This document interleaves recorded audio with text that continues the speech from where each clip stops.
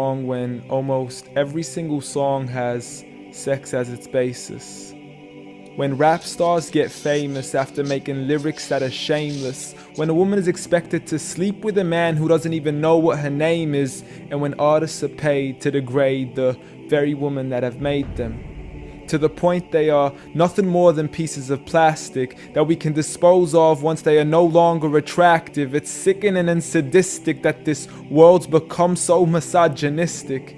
And you can call me unrealistic, but just listen to the statistics.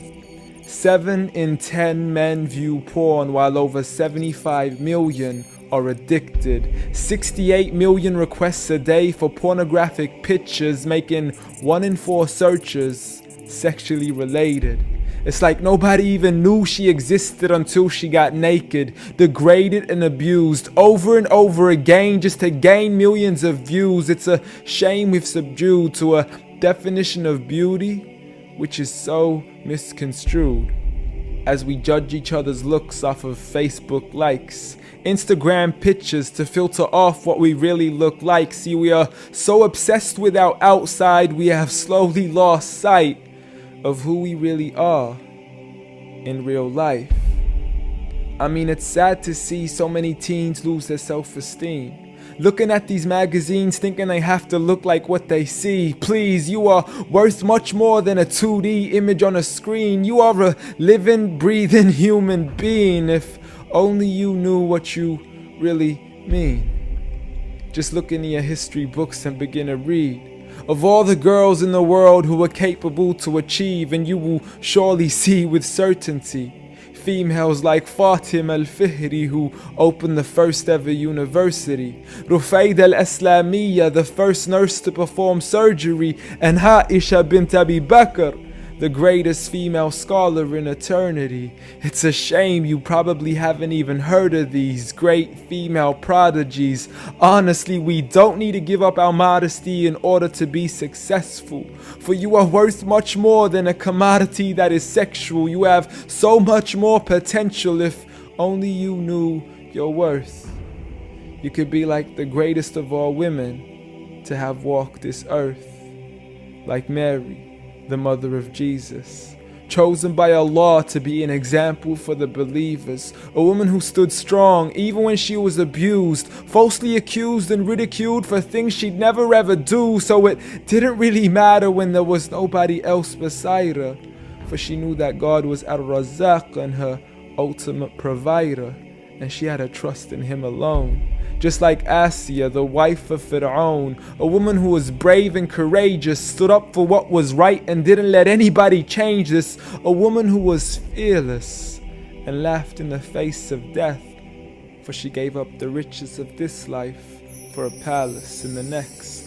Next up, Khadija, the mother of the believers, a wealthy merchant who had nurtured the Prophet for over 25 years, his first wife, the love of his life, and the mother of his kids. She was the first to believe in him when nobody else ever did. She just is, beyond any words that can make you understand. So much so that even Allah sent her His salam. She was grand and Allah assured her, just like her daughter, Fatima, the master of all women in paradise, a woman who would shine so bright she was nicknamed as Zahra, the splendid one with the most generous of hearts, a woman who gave up so much of her food she had no choice but to fast. She would fight on behalf of her father even as a little girl.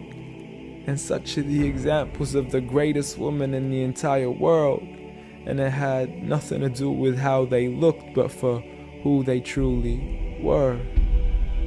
So ignore the standard of success defined by society, when God has said that the best of mankind are those who have piety, regardless of your shape, your color, or your race. For God does not look at your bodies, nor does He look at your face. Rather, He looks towards your heart and checks your faith.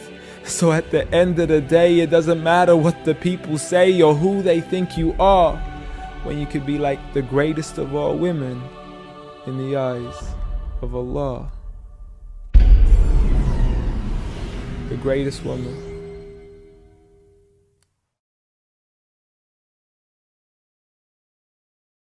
وإن أوهن البيوت لبيت العنكبوت لو كانوا يعلمون. The weakest of homes is the home of the spider, if only they knew. And it's not just because of the web, but also for what happens inside it too. The most fragile of homes, home to the most ferocious of family feuds, a husband and wife relationship that is solely based on being used for consummation. See, as soon as they finish mating, the wife would then consume the body of her own husband. It's disgusting, and so can the children be too. See, as soon as they mature, they would chew upon their own mother as a source of food. It's sinister, it's crude. I don't want to imagine it, but it's true. And such the examples that are used, not because God can be cruel, but for God to prove that the weakest of homes are those in which the inhabitants are abused. See, marriages are meant to bring happiness, and the home is a refuge of tranquility and comfort to all those who walk through. And if you ever do happen to fall into disputes, you must learn to understand that the marriage isn't always about you. Rather, it's learning to live together as one, although we are still living together as two. In a home where everybody knows that they belong, with love, kindness, and mercy, so we could all just get along, and there's no need for fighting every time something small goes wrong. Because you can't build a home upon violence and then expect it to stand strong. I mean, what kind of man would harm his wife in the darkness of the night, leaving her to bleed as he scars her for life, having to cover up her bruises as she tries to hide them from sight? See, he's so focused on her responsibilities, but fails to realize that he also owes her rights. See, as a husband, you're meant to provide, protect, respect, guide, and guard her. You are her garment, her lifelong partner, her Prince Charming who should charm her, her knight in shining armor. But a night has turned into a nightmare as he spends his nights trying to harm her. As she begs him on her knees, please, I need you to be calmer. I urge you, see, patience is a virtue. I never even heard you. I promise I didn't mean to hurt you. Please don't be mad.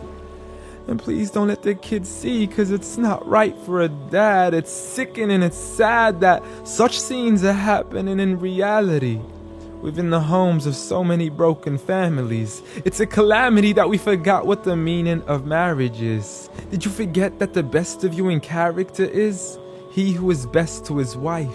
The best of advice from the one who never harmed a servant, child, or wife in his whole entire life.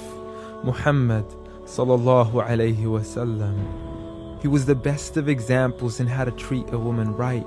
See, if his wife had cooked something he had liked, he would eat it, and if he didn't, he would leave it without expressing an ounce of dislike. He would even refuse an invitation to food until his wife had also received an invite, and he would help around the house too, just to make her workload light. He was the pinnacle of being polite. And he taught us that the strongest of men is not he who knows how to fight, but rather he who restrains his anger right at the moment of strife. So have patience, brother.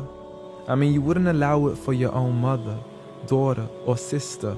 You wouldn't bear to watch another man punch and kick her, so the next time you even think to cause her trauma and hit her, you need to understand that she too is another man's mother, daughter, or sister.